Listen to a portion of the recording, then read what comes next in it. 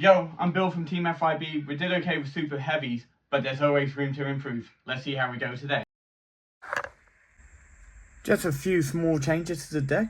We decided to put the Fenrirs from our side deck into the main deck, and we took out the two nibs. A lot of players are playing around nib, and the Fenrirs, it's unfortunate that we play into nib more, but it's just an extra body on field, and it can interrupt, and it can break boards. So it's a pretty good card to add into the main. And for our extra deck, we took out two cards, Champion and Merrymaker. I didn't really use them much, because I've been going into regulars with Clearforce Genius. So I decided to take these guys out, and we added in one Lambda and one Borrowed Savage. 3 negate, and it's easy to make, and this makes our Gammas playable. One thing I have been finding is we end with a board, and it's a pretty strong board, and then we will have Gamma in hand, making it dead. So by adding in Lambda, Gamma is still alive, and we can continue to interrupt our opponent on their turn. Nothing too major, but we're looking pretty good. I can't wait to head down to locals and see how well we do. See you at locals. Yo, round one, we went up against Trap Tricks. We did really well. We get the win, 2-1, my way. Game one, we absolutely went full Superheavy Samurai combo. He's like, yep, that's it. Let's go to game two. Game two, he goes Trap Trick stuff, generated too much card advantage. I'm like, yep, can't play through that.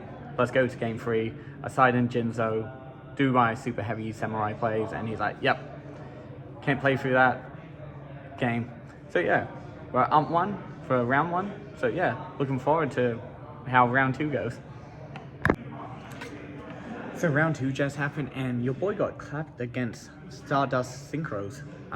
We tried to go full combo game one, got hit with Drawn Lockbird. I'm like, okay, let's try end on something decent. We end on a Bound de Fleur and a Regulus. I'm like, alright, we've got two interruptions, we're doing okay. Your boy gets Kaiju and Imperm, and we're like, alright, fair enough. And then he continues on to OT Chaos. So we jump into game two, and we get hammered. Same thing happened.